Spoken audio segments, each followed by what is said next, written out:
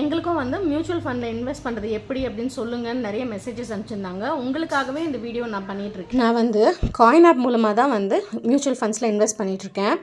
இதில் வந்து நிறைய விதமான இன்வெஸ்ட்மெண்ட்ஸ் நீங்கள் பண்ணலாம், நிறைய விதமான ஃபண்ட்ஸ் இருக்குது. பட் நான் இங்கே என்ன காமிக்கிறேன்னா, எப்படி வந்து ஒரு மைக்ரோ சிப்பை செட் பண்ணுறது அப்படின்னு தான் நான் காமிக்கிறேங்க.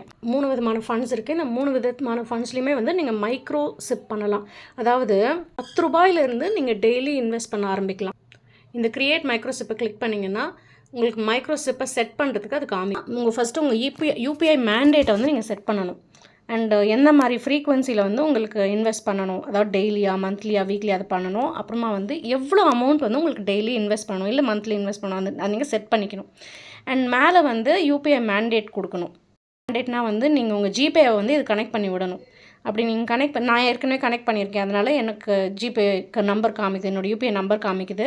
அண்ட் நீங்கள் அங்கே ஜிபேயில் போய் ஆட்டோபேக்கு ஓகே கொடுக்கணும். உங்களுக்கும் காயின் ஆப் மூலிமா ஃப்ரீயாக அக்கௌண்ட் ஓப்பன் பண்ணி இந்த மாதிரி மைக்ரோ இன்வெஸ்ட்மெண்ட் பண்ண ஸ்டார்ட் பண்ணணுன்னா காயின்னு கமெண்ட் பண்ணுங்கள்.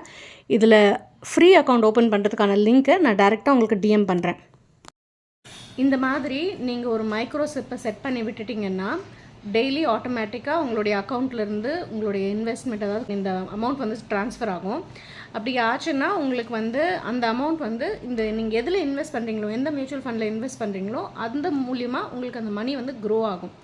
ஸோ இது வந்து ஒரு நல்ல ஐடியாவாக இருந்ததுன்னா நீங்கள் மற்றவங்களுக்கும் ஷேர் பண்ணுங்கள், அவங்களுக்கும் ஹெல்ப்ஃபுல்லாக இருக்கும்.